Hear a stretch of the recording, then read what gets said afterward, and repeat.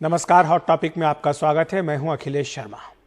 भावुक प्रधानमंत्री ने रूंधे गले से कोरोना महामारी में जान गंवाने वालों को आज श्रद्धांजलि दी और उनके परिजनों के प्रति सांत्वना जताई। वाराणसी के डॉक्टरों और स्वास्थ्य कर्मियों के साथ एक ऑनलाइन संवाद में प्रधानमंत्री नरेंद्र मोदी आज भावुक हो गए। उन्होंने कहा कि इस वायरस ने हमारे कई अपनों को हमसे छीन लिया है। हालांकि ये महामारी इतनी बड़ी है कि आप सबके इस कठिन परिश्रम और असीम प्रयासों के बावजूद भी हम अपने परिवार के कई सदस्यों को नहीं बचा पाए। इस वायरस ने हमारे कई अपनों को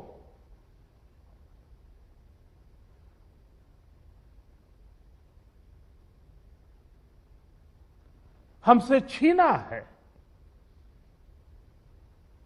कोरोना से मौतों के जिक्र ने प्रधानमंत्री को भावुक कर दिया, उनके साथ और भी लोगों को। मैं उन सभी लोगों को अपनी विनम्र श्रद्धांजलि देता हूं और उनके परिजनों के प्रति सांत्वना व्यक्त करता हूं। बनारस के स्वास्थ्य कर्मियों के साथ इस संवाद में प्रधानमंत्री ने फिर एक नया मंत्र दिया, जहां बीमार वहीं उपचार। पीएम मोदी ने ब्लैक फंगस के बढ़ते खतरे के प्रति आगाह भी किया और बच्चों को महामारी के दौरान सुरक्षित रखने के लिए विशेष पहल की हिदायत दी। हमारी इस लड़ाई में अभी इन दिनों ब्लैक फंगस की एक और नई चुनौती भी सामने आई है। इससे निपटने के लिए जरूरी सावधानी और व्यवस्था पर ध्यान देना जरूरी है। लेकिन मुझे उधर कांग्रेस ने कहा कि समय पर कदम उठाए गए होते तो आंसुओं की नौबत नहीं आती। आज अपराध बोध में प्रधानमंत्री अगर कुछ आंखें नम कर देते हैं, आंसू बहाते हैं, तो जो करोड़ों लोगों को खून के आंसू पीने पड़े, क्या वो धुल जाएंगे? क्या वो दर्द मिट जाएगा? किसी परिवार में मां, किसी में बेटा, किसी में पिता, किसी में भाई, किसी में पति, किसी में पत्नी, किसी में बच्चे, जिनका ये नुकसान हुआ है, क्या वो भरपाई हो सकती है? सच ये है कि कोरोना के कहर ने देश को बेचैन कर रखा है। प्रधानमंत्री की निगरानी इस लिहाज से बेहद अहम है। दरअसल सच ये है कि कोरोना के बढ़ते कहर ने पूरे देश को बेचैन कर रखा है और प्रधानमंत्री की निगरानी इस लिहाज से बेहद महत्वपूर्ण है। दिल्ली से हिमांशु शेखर, एनडीटीवी इंडिया। दिल्ली के दक्षिणी पश्चिमी जिले में 100 बेड के एक अस्पताल का 4 बार शिलान्यास हुआ, लेकिन अस्पताल अब तक शुरू नहीं हो पाया। यह हालात तब है जब यहां 1 साल के भीतर 2,25,000 लोगों की मौत हो चुकी है और 2.5 लाख से ज्यादा लोग कोरोना से संक्रमित हो चुके हैं। बाहरी दिल्ली के लोग हरियाणा तक जाकर इलाज कराने को मजबूर हैं। बाहरी दिल्ली के स्वास्थ्य सेवाओं पर रविशंजन शुक्ला की रिपोर्ट देखिए।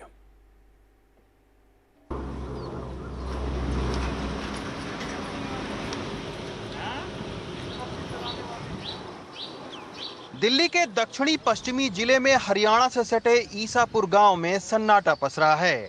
गलियां वीरान हैं और चौपाल सूनी है। एम्स में डॉक्टर उमेश के घर 15 दिन के भीतर 3 मौतें हो चुकी हैं।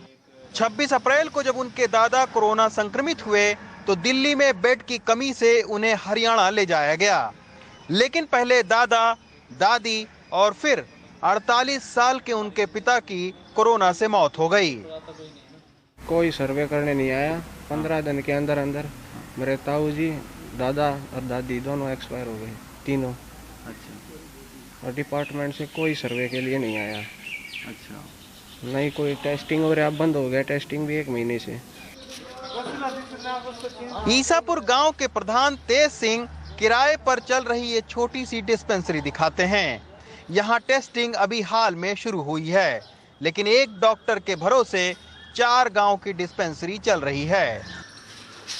200-250 आदमियों से प्लस है जो जिसके बुखार वगैरह चल रहे हैं। अच्छा। जो 200-250 आदमियों से प्लस भी हैं। अच्छा। और कुछ सावधानी बरतनी पड़े। आप तो थोड़ा गांव में मनादी वगैरह कराओ, जागरूकता आप पहुंचवाओ। अच्छा। तो कोशिश उन्होंने काफ़ी की है। अच्छा। गाँव वालों ने की कितने है। लोगों की डेथ हुई होगी? मेरे हिसाब से 26 आदमी गुजर गई थी। कितने दिनों में? ये 20-22 दिन में।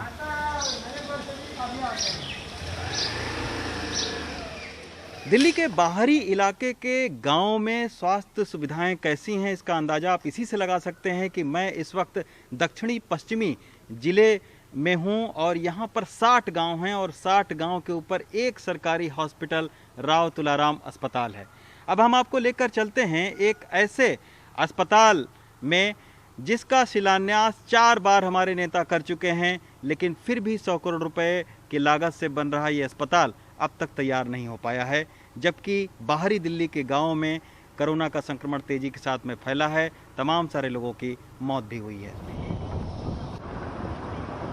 ईसापुर गांव से करीब 15 किलोमीटर दूर नजफगढ़ में ये भारत सरकार का अस्पताल बीते 15 साल से तैयार हो रहा है। गुलाम नबी आजाद से लेकर प्रवेश वर्मा तक इसका 4 बार शिलान्यास कर चुके हैं, लेकिन 90% तैयार ये अस्पताल अभी तक चालू नहीं हो सका है। ये तो सर राजनीतिक लोगों से पूछो आप। हमने तो प्रार्थना कर दी थी हॉस्पिटल तैयार होना चाहिए। कोरोना टाइम में तो अब इसकी बहुत ही ज्यादा जरूरत है। एक एक इंसान की जिंदगी की जरूरत है और लोग इतने ज्यादा पीड़ित हैं, हमें कोई फैसिलिटी नहीं है। हम तो 2000 के बाद से ही हॉस्पिटल की डिमांड कर रहे हैं, लेकिन होते होते 20-21 आ गया। आज तक ये हॉस्पिटल नहीं बना। जनहित के कार्यों में ना छोटी राजनीति नहीं होनी चाहिए। अब ये 4-5 पेड़ का बहाना बनाया जा रहा है। तो ये 4-5 पेड़ है ना कि एलजी परमिशन नहीं दे रहे, वो सब कुछ नहीं कहा है। जब ये कोई काम करना चाहे ना तो कुछ भी हो सकता है। तो मुझे लगता है इस महामारी के दौर में नजफगढ़ देहात को इसकी सख्त जरूरत है और जल्द जल्द ये शुरू किया जाना चाहिए।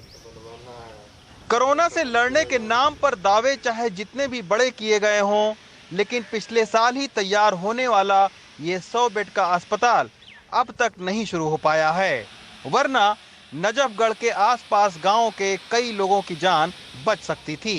नजफगढ़ से प्रेम सिंह के साथ Ravish Ranjan Shukla, NDTV India. Corona की तीसरी लहर और उसमें बच्चों के ज्यादा खतरे में होने के शोर के बीच बाल अधिकार संरक्षण आयोग ने राज्यों से बच्चों के आईसीयू और सिक न्यूबॉर्न केयर यूनिट को लेकर जिला स्तर पर 7 दिनों के भीतर जानकारी साझा करने को कहा है। परिमल कुमार की रिपोर्ट। दूसरी लहर के बीच ही अब चर्चा कोरोना की तीसरी लहर को लेकर होने लगी है।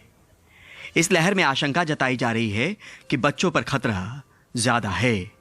लिहाजा एनसीपीसीआर ने जिला स्तर पर अस्पतालों की स्थिति और उसमें उपकरण की मौजूदगी को लेकर एक खाका तैयार किया है और राज्यों से जानकारी मांगी है।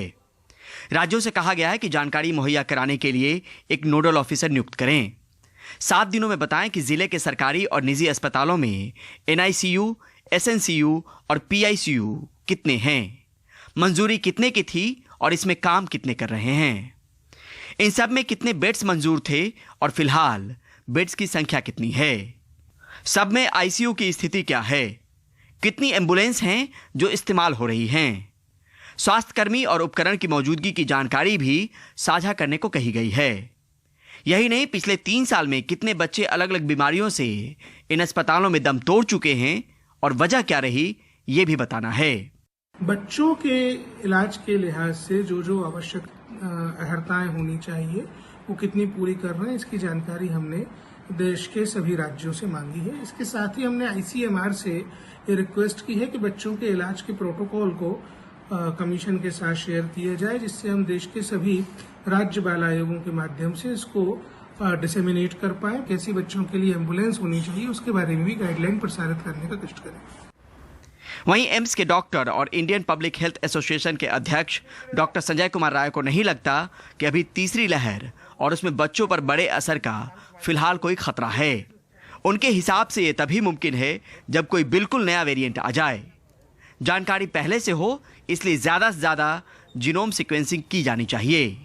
जब बिल्कुल ही कोई नई वेरिएंट आ जाए जो नेचुरल इम्यूनिटी को भी बाईपास कर दे रहा है या जो एक्वायर्ड इम्यूनिटी है वैक्सीन के उसको भी बाईपास कर देगा, तो फिर उसके लिए एंटायर पॉपुलेशन ससेप्टेबल पॉपुलेशन होगा और वह जो है किसी भी लेवल का जा सकता है। अभी जो भी एविडेंसेज हैं कि बच्चों में जितने एडल्ट में इन्फेक्शन हो चुका है उससे बच्चों में ज्यादा है जहां जहां के सीरो सर्वे आए हैं।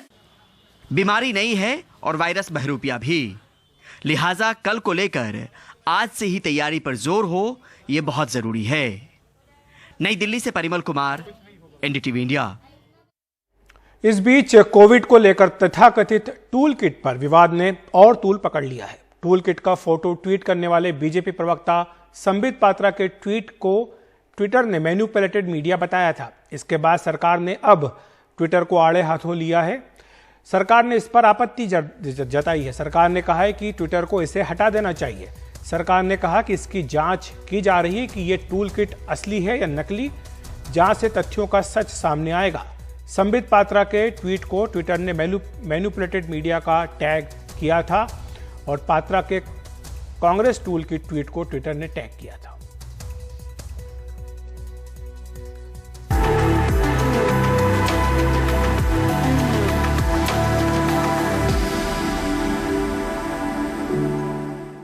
पश्चिम बंगाल की मुख्यमंत्री ममता बनर्जी फिर से भवानीपुर से चुनाव लड़ने की तैयारियों में जुट गई हैं। उनके लिए शोभन चटर्जी ने यह सीट खाली कर दी है। उन्होंने आज इस्तीफा दे दिया। हालांकि वो मंत्री बने रहेंगे और अगले 6 महीने में किसी अन्य सीट से चुनाव लड़ेंगे। दरअसल ममता बनर्जी पहले भी भवानीपुर से विधायक रही थी, लेकिन इस बार उन्होंने ये सीट छोड़कर नंदीग्राम से चुनाव लड़ा, जहां कभी उनके भरोसेमंद सहयोगी रहे शुभेंदु अधिकारी बगावत कर बीजेपी के टिकट पर मैदान में उतरे थे। ममता बहुत कम अंतर से ये सीट हार गईं। वो मुख्यमंत्री हैं, लेकिन 6 महीनों के भीतर उन्हें सदन की सदस्यता हासिल करनी होगी। तो हॉट टॉपिक में इतना ही। देखते रहिए एनडीटीवी इंडिया।